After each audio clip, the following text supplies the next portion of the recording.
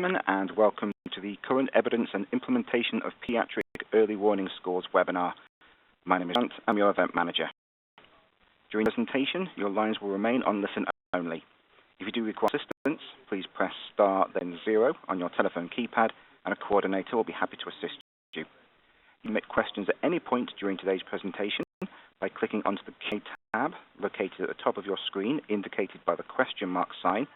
Then type in your question at the bottom of the screen and then click Send to all panelists. These will be addressed in our question and answer session at the end of today's conference. I would also like to advise all parties this conference is being recorded for replay purposes. And now I'd like to hand the call over to Jane Wee-Way. Go ahead, Jane. Thank you so much, Brant. Hello, welcome everyone. My name is Jane Wee-Way, and I'm Head of Patient Safety for Children and Young People at NHS England. So welcome. I'm really pleased that we have the opportunity for another webinar. A series of our monthly webinars on deterioration that we've planned as part of the deterioration programme in the patient safety domain of NHS England. If you want to listen back to the others, we have one on sepsis by Ron Daniels, and you can look at others on the deterioration platform via the Patient Safety First website. I'm really, really pleased today that we can talk about paediatric early warning scores. And on the line we have presenting Dr. Damien Nolan. Hopefully you can all see the screen there, who, as you can see, there's paediatric emergency medicine consultant at Leicester Hospitals, and also honorary senior lecturer, and also one of our HSJ Rising Stars, amongst lots of other things. Damien has kindly volunteered to help with us on our deterioration in children advisory group, and I know I've got several other colleagues on the line who are part of that group. Another colleague part of that group who will be helping out today is also Lorraine Major. She's a paediatric advanced nurse practitioner at Hampshire Hospitals, and Lorraine's excellent at always being able to represent our colleagues who work in perhaps smaller other children's services, DVHs, to say that her children arrive in pushchairs and car seats, so brings a very different perspective from other services. So no further ado, I shall hand you over now to Damien, who will present for about half an hour. Please, as Brandon says, use the Q&A, or at the end you can put your hand up in order to ask a question. You'll be unmuted to ask the question in person, so there should be lots of time for discussion, asking around implementation, any questions that you've got, but you can put your Q&As in as we go along. Over to you then, Damien. Thank you. Hello, everybody. Thank you very much for joining us. As Jane said, my name's Damien, and I'm going to get straight into this because I'm sure that there's probably going to be more questions, than answers at the end of it. I want to give you a really brief rundown of what I think we're at with paediatric early warning scores. The really important first thing to say is that this is sometimes a very subjective area. There's quite a lot of biases in it, and there's also quite a lot of maybe misinterpretation of terminology that's previously been used. My own kind of biases and feelings towards early warning scores, especially as I work in an emergency department. I'm going to try and clear my mind of those and just give you facts. But I think whenever we talk about early warning scores, I have to acknowledge the emotions that they sometimes bring up. But I think the first thing to do is a bit about definition. And we often talk about, well, what is the perfect early warning score? Well, what does perfect mean? What do we really want these things to be doing? Do we really agree on the things that they must do, the things we'd like them to do, and the things that we know that they definitely can't? I'm not sure that we've ever really come up with something that we all agree on. What do we understand by early warning? One of the interesting things is that I will talk in a subsequent slide a bit more about the definition and differences between early warning and illness identification. I'm not sure that we're all speaking the same language when we come to using scores to protect against deterioration. What part of deterioration are we talking about? Are we using it to salvage and protect ICUs? Are we hoping to intervene at any stage in the illness pathway? or is surely a mechanism to reduce mortality as opposed to morbidity? And again, these are questions I'm not sure have been answered. And I apologize for maybe being a bit flippant about this, but children, young people are a wide spectrum. There's from 0 to 15, 0 to 18, 0 to 12. Should we be thinking about looking at different types of children differently? Does the child on your cardiac intensive care, are they different than your child on your assessment unit? And there's a bit of evidence about that which I'll present at the end. The reason we all use the language of early warning scores is probably because of this particular piece of work. There are other reasons as well, but a pilot study came out in 2006 and a formal report in 2008 looking at a number of areas in England, Wales and Northern Ireland and reasons why children die. And unfortunately, we recognise that in a number of cases, in-hospital deaths were preventable. There were warning signs that the children had before they collapsed and died, which may have been picked up. That particular piece of work, Pearson, the author, said, for paediatric care in hospital, we recommend a standardised and rational monitoring system with embedded early identification systems for children developing critical illness and warning score. And I think from that moment on, although the previous term from the Modernisation Agency had been track and trigger, kind of early warning scores became embedded in people's minds. One of the things I want to do is just make a clear differentiation between illness identification and using specific patient characteristics to find risk a patient may have of a specific condition. And most people have heard of this in realms of serious bacterial illness. There's lots of scoring systems that say, well, if you've got this, you're most likely to have this, meningitis, pneumonia, etc. I suppose the NICE fever traffic light system is a good example of this. But that's not an early warning score. And in fact, there are lots of definitions of early warning scores, but traditionally they've been used to identify children at risk of deterioration to prevent intensive care admission or cardiorespiratory arrest. But definition, these are children already unwell. I know people have been using early warning scores kind of pre-hospital or in the emergency department, but technically they were ward-based tools. So the kid's already unwell. What you're trying to do is prevent them from collapsing. The difference between early warning scores and illness identification systems is really important because using them as predictive models, when it happens, this must happen, is particularly incorrect. And we get a bit hung up on early warning scores must do this because this is what the statistic happens. But that's really not the case. Bit of history. Well, the illness identification systems, which has eventually become embedded in one particular type of early warning score, was the Yale score by McCarthy in 1982. I raise this, one, because you might think the table's quite familiar, two, because this is one of the only studies that shows that if a child smiled, they almost certainly weren't ill. And actually that was kind of documented in the study, and I think that was a really nice finding, and I still kind of use that in my practice today. The Yale scale you might recognise it from is the Brighton score, which came out in 2005. And in terms of the UK's history in early warning scores, this was kind of the premier or initial model, Dial-Munyon in Brighton. Very simple to use, and was in the initial paper published about it. I think Alan would acknowledge the numbers weren't great, but we showed that nurses liked using it, and it had some effect on predicting those children who are likely to deteriorate. What was interesting is that Alan himself wrote in the paper, staff could not see why we needed a score as they felt they were quite capable of recognising patients at risk. And one of the biggest issues with early warning scores from that point has been scepticism. And this scepticism, I think, is quite ingrained in education that the kind of senior doctors and nurses have. Is why do we need these things? Because we're quite good at doing them. Well, unfortunately, repeated reports show that we're probably not. Since Brighton score in around 2005, there have been an explosion of different types of systems. And what's been interesting about that is people have tended to use or their own system and apply it in their own practice. And there hasn't been a lot of sharing or collaboration. People have a bit of ownership over what they've done. The two scores I want to kind of just spend a tiny bit of time speaking about are the Plymouth/Bristol system.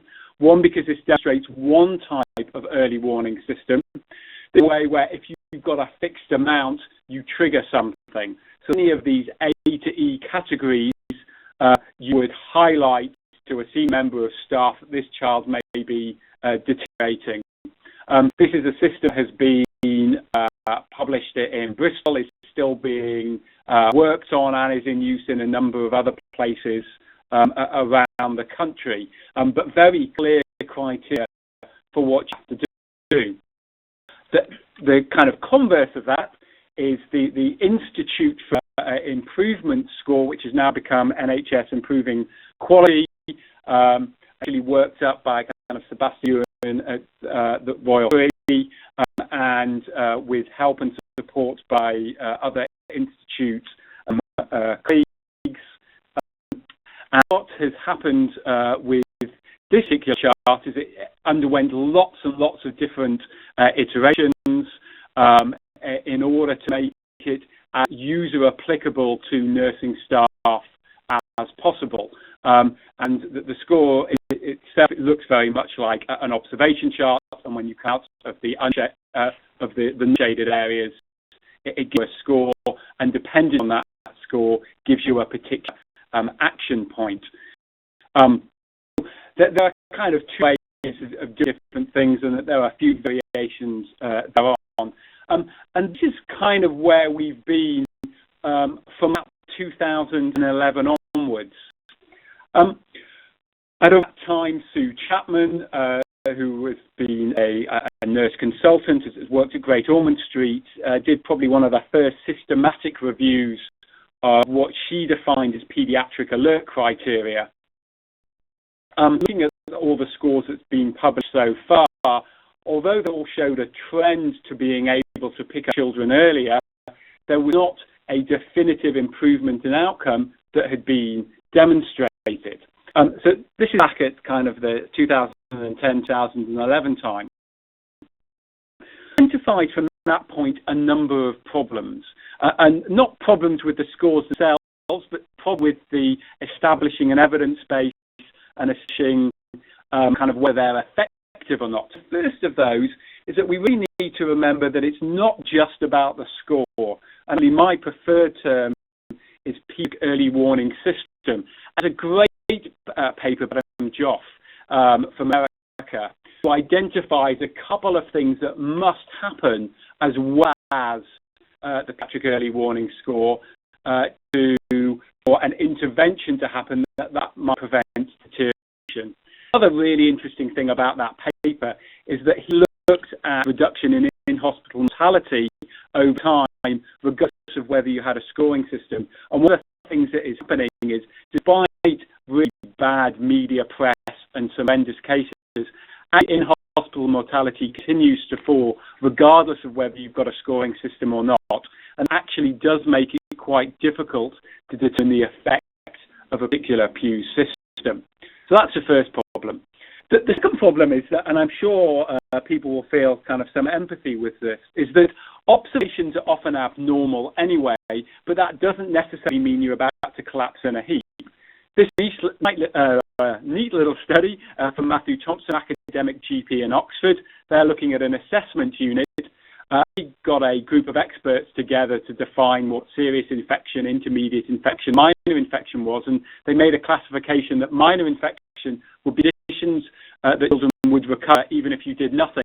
And the interesting thing is look at the number of patients in that group who had a high breathing rate, were tachycardic, had low SATs. So all know that actually you can trigger quite a few times on a scoring system, but actually ultimately mean that you're not about to collapse in a heap. You've got completely the reverse problem, is that normal sets of observations may be abnormal. A study from the Cardiff group looking at their Cardiff and Vale PEWS score, if you look at the number of sets of abnormal observations being 0, 3 of those had an adverse outcome. So there's something more than just doing a set of observations on patients that predicts whether they're going to deteriorate or not. The next problem is, and this is where kind of senior consultants become quite grumpy, oh, if we just put a PEWS score in, we're going to be triggering every patient and it's going to create lots of work for us. There's actually some evidence for that. This was a paper done in Australia looking at the transition of patients kind of from emergency departments onto the wards. And at that point, if you look at what the scoring systems were, there was a considerable amount of extra work generated for little additional benefit for the patient. And that is quite a game changer in terms of trying to implement things and trying to come over the negativity that comes with PEWS systems. But one of the most important things is this finding from Chris Parham, who has done a great deal of work on PEWS and is leading an international trial on PEWS in Canada, UK and Australia. And he looked at a system which measured a number of factors, heart rate, blood pressure, etc. A large number of patients, 23,000 hours, and in only 5% of cases, all patients had these 7 items recorded. Actually, is there little point in kind of utilizing a PEWS if you're not going to fill them in completely? So there are a number of problems that we face in terms of trying to implement and trying to work out how PEWS are effective. Up on the horizon, well, I'm consistently told off for doing any kind of presentation that contains a lot of text. I've done this because I want to share these slide sets afterwards, so I've just put the references. Jerry Sefton and our colleagues in Liverpool have just a really neat piece of work looking at prevention of children to kind of paediatric intensive care, and they've got some pretty clear figures with the before and after study of their paediatric early warning system had a quite dramatic reduction in kind of referrals and length of stays. And that just adds to the growing weight of evidence. Might not have a definitive answer, but those studies done so far show some kind of benefit. One piece of work was a qualitative exercise, just looking at how much PEWS systems were used in the UK. We compared a survey that was originally done by Heather Duncan 7 or 8 years ago, showed actually been a huge improvement in the number of hospitals using PEWS systems in the UK. 80 to 85% of the units that we contacted said they were using something in some form. So there's clearly a great flurry of activity in this area. And I mentioned at the beginning, how do we define children? Well, a really nice piece of work that came out recently, looking at specifically at cardiac patients. And what this tool did was a specific early warning score to children with cardiac disease, so that it highlighted the specific problems that these patients may have, and they showed a reduction in issues if you target the score on a specific set of patients. And I suspect we might see more of this happening, that there's a score designed just for a population group. And this piece of work is, and with more of this work, I think, is a comparison of current PEWS tools, but on an externally validated data set. So that this group took 3 of the scores that are out there at the moment, one that the Bristol score I mentioned earlier, one from Chris Parham, and just compared what happened if you took who had deteriorated in a particular hospital and whether the scoring system would be effective or not. And what was interesting about it, it's probably a bit of a muchness that most scores are relatively sensitive at the lower thresholds. That means that there are very few negatives. Specificity increases as the threshold score goes up, but there weren't massive differences between the scores, and that might lead some people to conclude actually the system or the culture more important than the score itself. Where are we going to go next? Well, I'm just going to talk briefly about 3 things. One of the things that has been brought vividly to my attention is the lack of human factors work in the design of the chart itself. Really nice piece of work. This is an adult paper, not children's, looking at a team who built a observation chart specifically on kind of human factors and design influences, so getting the colours and layout in a way that the evidence-based as you should, and compared that to a chart that was already in place in the hospital, so the nursing and medical staff were all using it. And what's interesting is that newly designed chart proved more popular than the one they were already using, showing how important actually the visual look of a chart can be. There's new programs and policies coming all the time. Jane Weiwei herself is leading a really important piece of work on kind of improving deterioration in children, not just about PEWS scores and systems, but in the wider context of healthcare. Some of that includes sepsis work. Some of that includes kind of engagement with parents, families. I think there's a lot more to be done at a national level at buying engagement. And I think we were waiting 5 years ago for some major bodies to get involved. It didn't happen, but it is certainly beginning to happen now. And then I have to declare a major conflict of interest. I'm part of a group led by Colin Powell in Cardiff, involving a team from Alderhay as well, called PEWS, which has just received a grant to look at early warning scores in the UK context. It's the PEWS study. The PEWS utilisation and mortality avoidance is what it stands for, and we'll be launching that more formally in the new year, and you'll be hearing more about that. So that's basically my really quick run through. Key messages are, I think we need to be thinking about the groups we're using these scores and systems on. I think we need to be tighter with our terminology. I think we need to be more robust with our research in comparing these type of tools. And I think that given the shown in this particular WebEx, I think there's a lot of people out there looking for more information, and I think there's a great opportunity to share best practice. I'm sure Lorraine's going to be doing just that with the questions. So thank you very much for your time. Thank you so much, Damien. That was really thorough and interesting. And as Damien said, he's happy for his slides to be shared, so we will make sure they go onto the deterioration platform, part of the Patient Safety First website, so you can look at that, and I dare say go back through some of the references to perhaps look in more detail yourself. We're also joined by Lorraine now.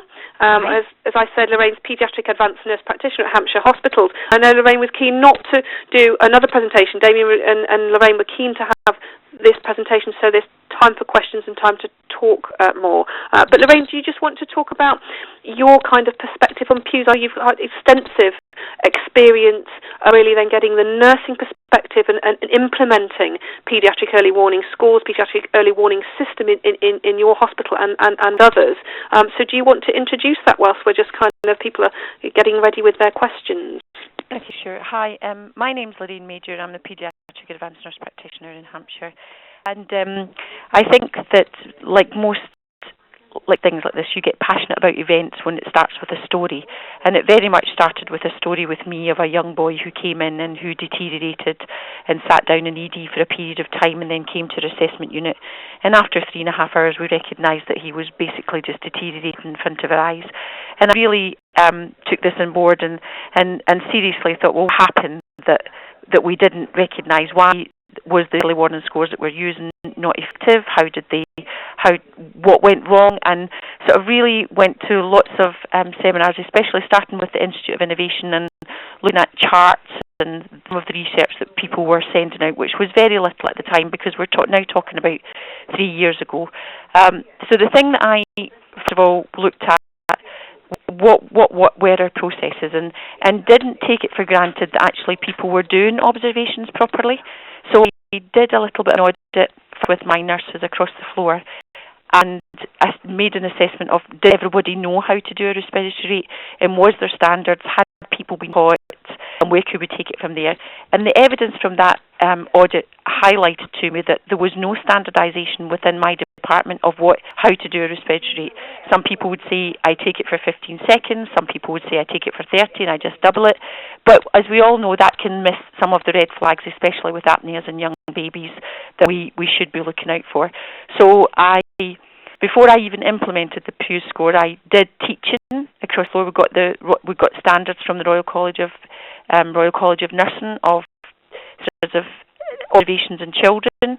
We did a rollout of what we expected those standards to be. We retaught everybody how to do basic observations, and then we were really trying to work out what charts to use and which ones are the best. I have to take on board what Dane was saying about the importance of the chart and how visually it looks and how people what people think of that. So I took 30 student nurses, I gave them 3 charts, I gave them the same scenario and which one was easiest for them to score, which one they identified with properly, which one was visually looked for them, and if they could do it very quickly within their time scale of their working day.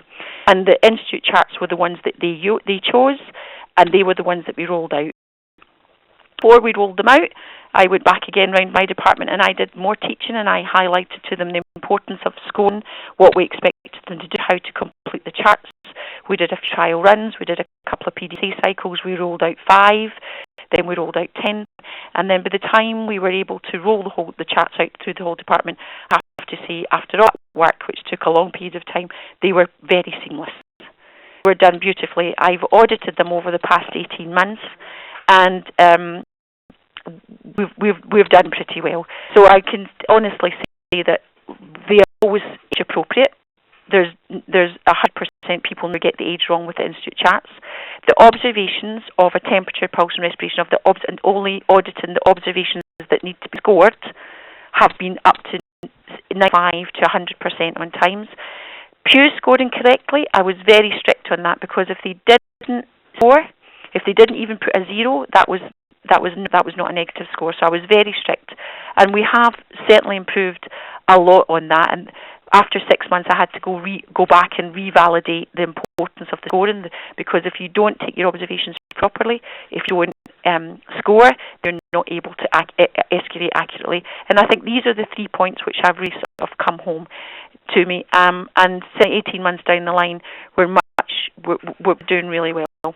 The one place that I think was highlighted to me was the emergency department, which I possibly didn't input as much. I wasn't around to check charts. I wasn't around to say to people, have you scored properly? And they didn't do quite so well in the first year. Since then, after some more input, after 6 months, they're scoring, their observations, their scoring, and their escalation of their score has been much improved. So that just gives you a rundown of, actually, it's not just a matter of what Damien was saying, the system and the culture. It's really, really important to get these things to work. Brilliant.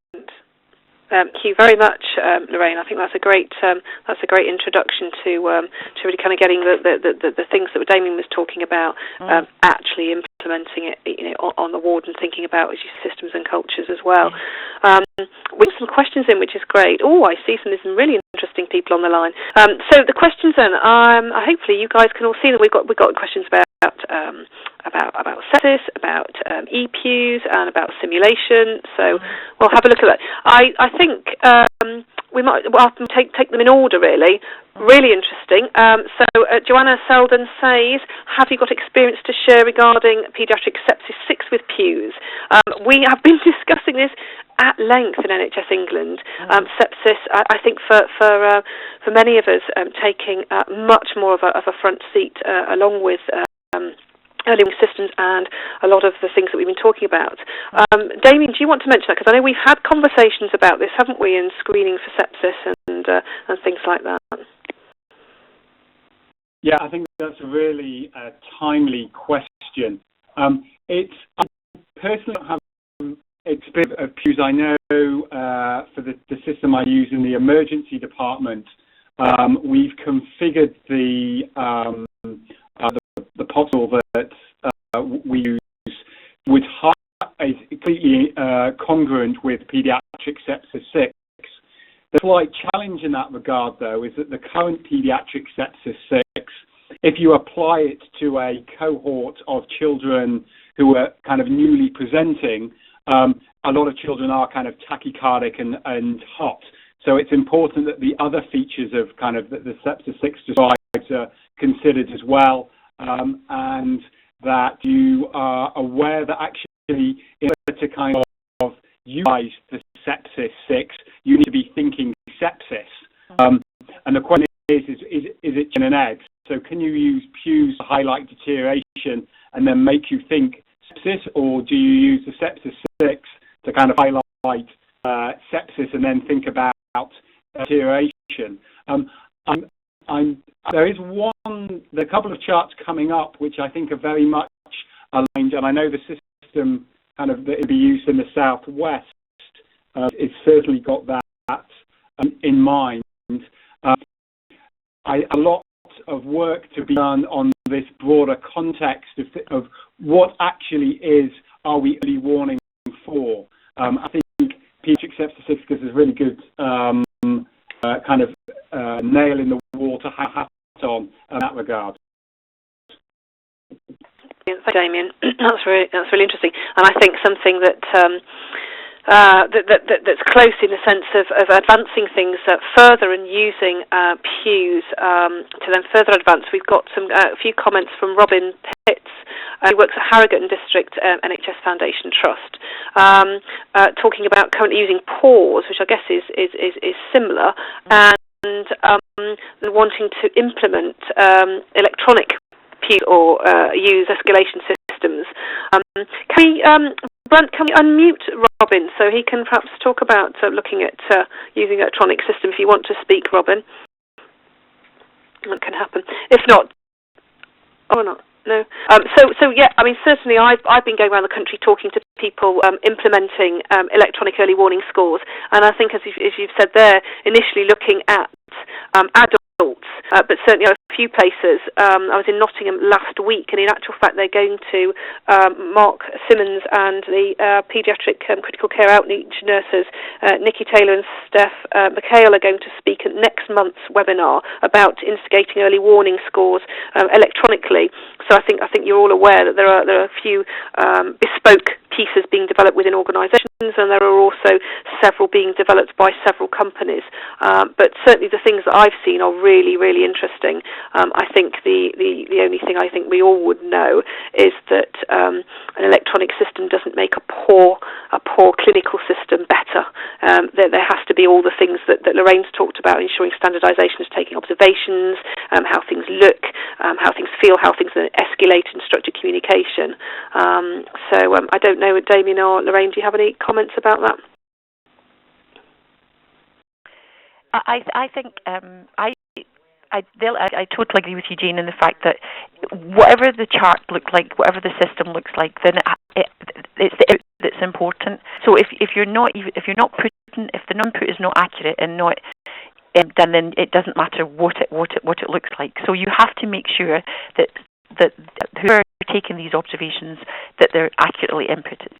Otherwise, it doesn't mean anything. Yeah. So I don't think whether it's electronic. The nice thing about electronic scores is sometimes the flashing can give you a bit of an alert that this is a tachycardic report, and it can be a bit more instant and help younger members of staff, or certainly more junior members of staff, highlight systems, because it will come up electronically, and that is one advantage of being able to do that. They have that is, again, comes into the human elements and the human factors associated with escalation. I believe your line's now open. Have you got anything you want to add to that? Hello. I can hear you perfectly. Hi. I'm a paediatric advanced nurse practitioner in Harrogate, but for the last year I've been working as a service improvement facilitator, and yes, one of my projects is implementing this electronic option system, I'd say in adults initially, but yeah, we have worked very hard to look at our systems first, rather than just trying to put an electronic system on top of what we've currently got, to ensure that the training is in place for nurses doing the observations. But I mean, there are so many bonuses that in terms of making you do a full set of obs. So, if you do a set of OBS, it will be a full set of OBS. It will calculate the score for you, and we're just at the stage of moving to it, then automatically bleeping the appropriate people with a bleep that has more information than just a phone number as well. It'll tell you the patient name, the bed, the ward, and their score and the expected response time, and so on. Yes, I've seen some that look excellent, really good. Yes, in terms of the paediatric one, it's an interesting one. So we've been using the Paediatric Advanced Warning Score for a number of years now, and it seems to work reasonably well. There's been a couple of revisions of the scoring within it, but it's still not perfect. But the difficulty is that we're implementing the electronic system with the adult early warning score first, which is score of 1 to 3. Yeah. Adding up score, and PEWS has scores of 1, 3, or 10. It's a completely different scoring system. Yeah. Then we look at meows in maternity. That's just red and yellow colours. It's not even numbers. So brilliant. Thank you. Thank you, Robbie. Hopefully, brilliant. Thank you. I'm terribly sorry to cut you off. We've got lots of questions coming in. I want to make sure that we can grasp as many as we can. So thank you very much. And next month we can talk more about this. So this will be fantastic. But I've not missed out, Duncan. I'm going to come back to you, Duncan, because you've had a couple of questions. But I think this relates to Nicola. I'm really pleased to have Nicola Davey on the line here, and she's talking about the Institute's paediatric charts and looking at the human factors work, because Nicola actually was key with Sebastian Ewan in creating these. Do you want to ask your question, Nicola? Yes, can I heard? You can. I was interested, and I want to catch up with Damien obviously offline on this, but we weren't able to, we haven't published the work that we've done, but it would be interesting to see if there are people who want to run some tests to know whether or not the human factors designs help in paediatric charts, and maybe follow on and replicate the adult test, the research that's been done and published. We did small-scale tests along the lines that Lorraine has currently described, but it would be really great to get that body of evidence a little bit stronger, really. So if there's up for that, then... Brilliant. Thank you, Nikki. Doing some great work there. So then, Robin, and obviously, we'll catch up with Nikki without anybody's interested. Do email us. Robin talks about. Oh no, not Robin. Who have I got? Duncan. Sorry, Duncan. Duncan has talked about simulation. Simulation in learning to detect deterioration, and then has also talked about palliative care and end of life. Simulation, anybody, Duncan, do you want to add to that at all? We're in the process of actually using hopefully we're sharing with Manchester, doing what's called an AIMS course, and it's very much like an APLS, but it's very much based at nurses, and all nurses and children who are looking at health professionals who are looking after children, because children who come to DGHs and certainly tertiary hospitals, they're certainly seen by lots of multi-professional people and not always paediatric nurses, and we're very much aiming to try and help them, because I think detecting deteriorating children is not just about a chart. There's other things come into play, and we're hoping to do simulations, identifying the paediatric early warning scores, using the escalation with an SBAR format, and really trying to empower these members of staff who are at the front line, who will be the ones who will have to speak to the registrar, will have to speak to the consultant. So it's very much something that we have taken on board, because we see that as a important factor that we're going to be starting hopefully by early next year. Brilliant, thank you, Lorraine.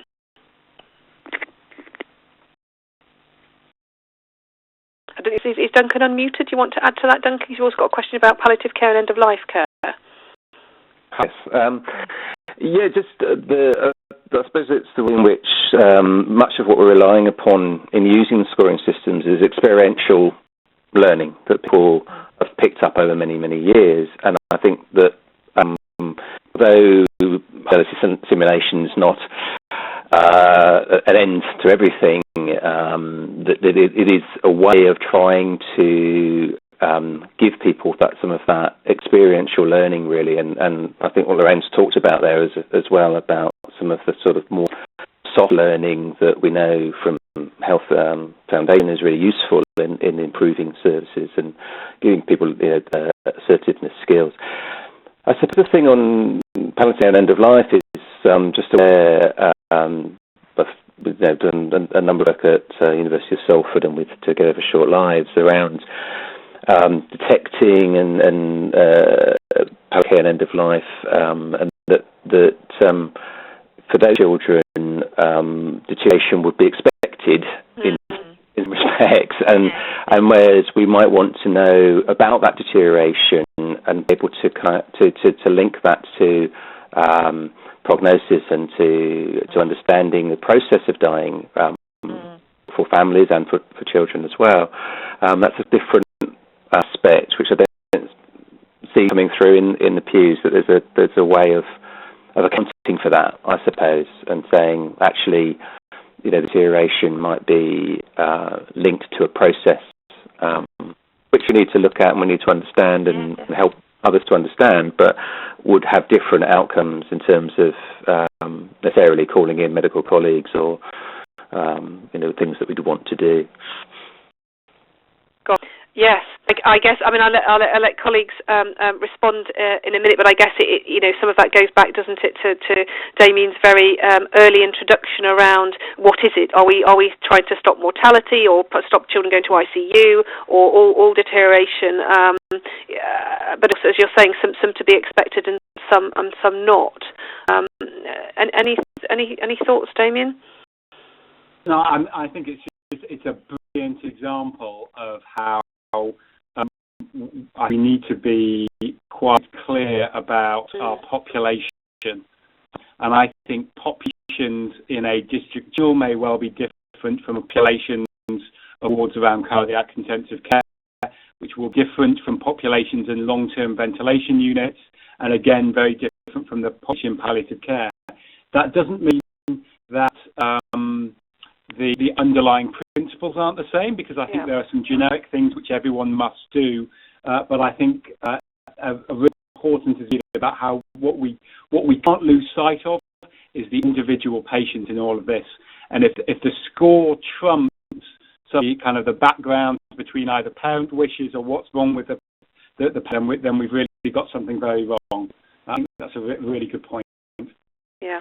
I think that is a really good point, and I take on what Damien has said about population, because one of my concerns is children who have special needs or who are not able to verbalise, because a lot of the times we do rely very much on the cues and the visual cues that we get from these children too.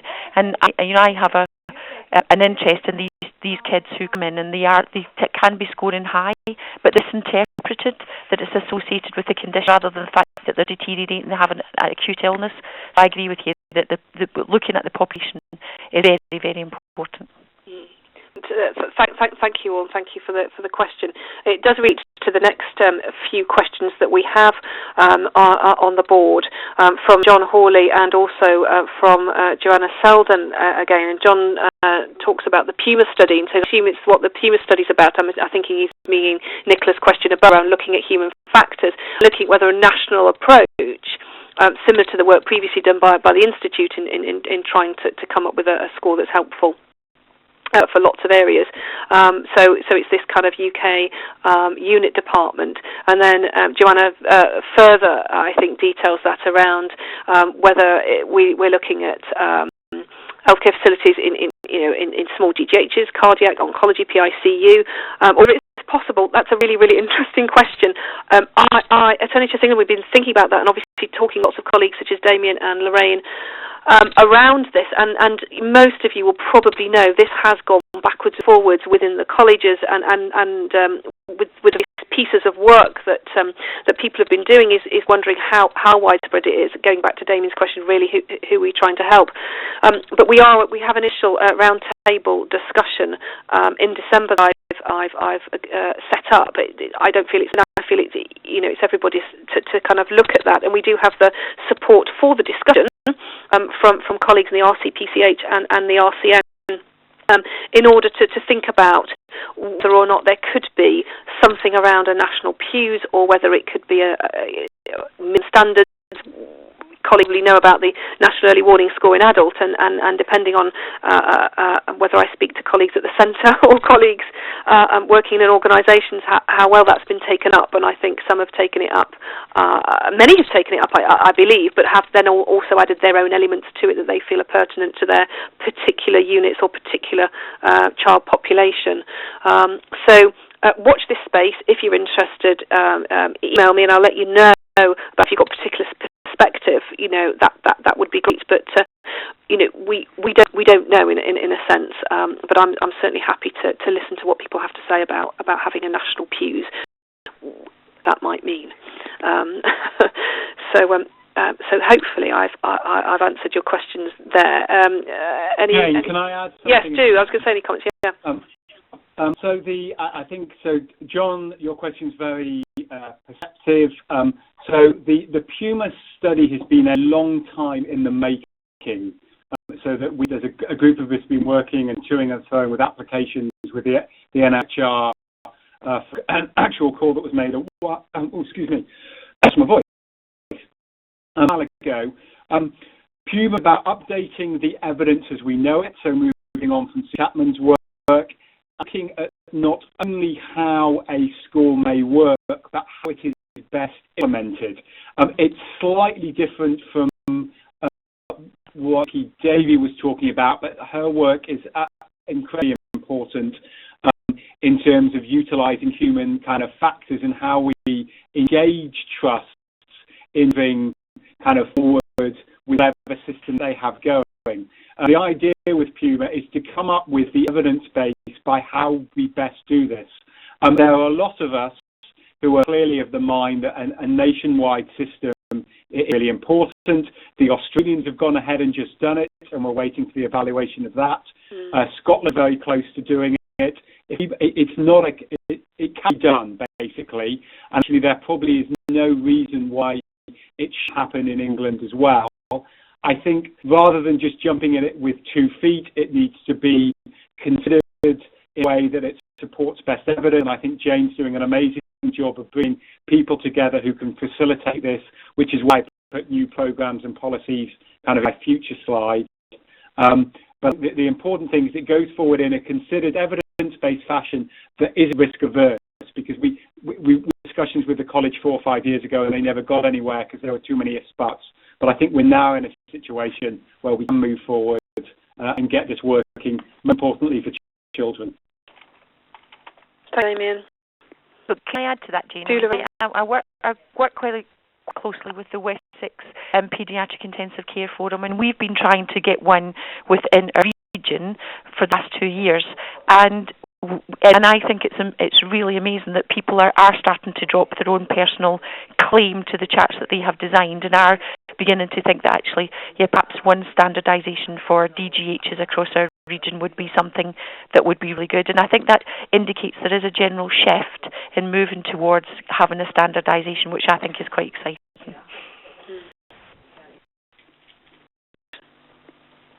Thank you. I don't see. I've got a comment from Nicola that you might be able to see, but I don't know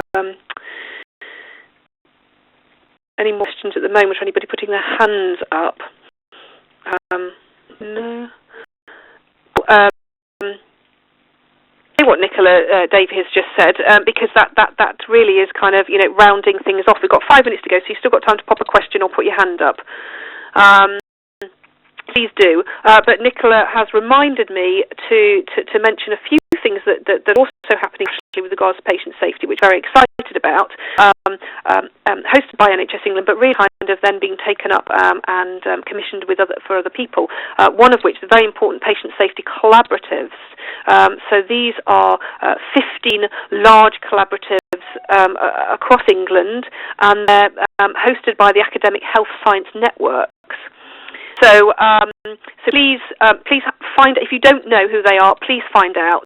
The only way that we're going to get, so I hope we're on the same page with this agenda, but the only place we're going to be able to influence them is locally. And so I'm relying on you guys to go and talk to them about having deterioration on the agenda, having children, young people's agenda on the table for them, infant, neonates, maternity, the whole area. I think we really need to do that, and the only way I can get it is to get you guys to do it. I send in things and data and things that I get, but they are, as they should be really, locally agreed pieces of work that they'll take up, so go and talk to them. Also, if you're interested in things like medication safety, patient safety leadership, any kind of areas or cuts you like around patient safety, children, young people, and maternity would be fantastic. The other thing, of course, is Sign Up to Safety, so have a look at the Sign Up to Safety campaign, and then we also have our deterioration platform on the Patient Safety First website. So please have a look at all those. We also have some patient safety metrics. People may be looking through NHS Choices, so we've been looking at a kind of patient safety dashboard of a cut. It doesn't do everything, but it does kind of data that we have. So there's several national things.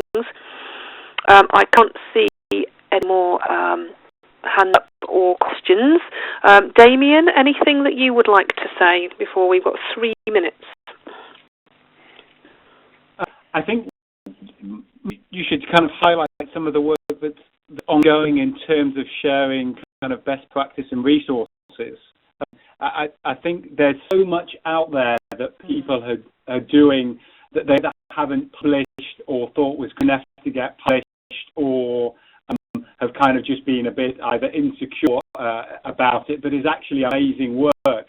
And it would be really useful for anyone on this call who knows someone who's kind of implemented something that has been very successful. Please do let kind of the Patient Safety First kind of website know about it, because we really like to get a collection of resources that can help anyone deal with children who may deteriorate in whatever context, the educational information that they can get. There's a lot of stuff out there. We just need to bring it together so that we kind of break down silos, etc. Yes, that was on my note I should have mentioned as well. So yes, please let us know about your resources. We're also doing a survey. My colleague Bernie Carter from the University of Central Lancashire is also leading for us a survey on resources looking at the active participation of children, young people and families in deterioration. So if you know anything of that, let me know. You can fill in the survey, and any resources you've got, we're more than happy to put on our website. We're hoping it's really sharing and bringing people together. Anything from you, Rain, finally? No, I have to. I do think that's important, because I do think people sit and do little bits and it's not shared and don't think it's of any value. But actually, you would be amazed at how much people get from the work that you've done in your local areas. I second that totally. Yeah, very much. I get contacted every day by lots of people asking, have you just got this? Have you got that? I'm also being told that the RCPCH website's very useful. There's a new section forming on that, and the RCPCH actually have some really interesting developments coming out around safer care for children, young people, or their big projects all have elements of that, which I'm really pleased about. So with 1 minute to go, if there's no other hands up, no questions, that 1 minute will leave me time to be able to say thank you very, very much, everyone. We've had up to nearly 50 people online, which has been fantastic. I'm very, very grateful for questions. Please contact us through the website or my email. And thank you, Damien and Lorraine. Thank you very much for your input and also your ongoing work in deterioration with children and young people. Thank you very much. Thanks. Bye. Bye. Cheers. Bye-bye. Thanks, gentlemen. That concludes your conference call for today, and you may now disconnect. Thank you all for joining, and enjoy the rest of your day.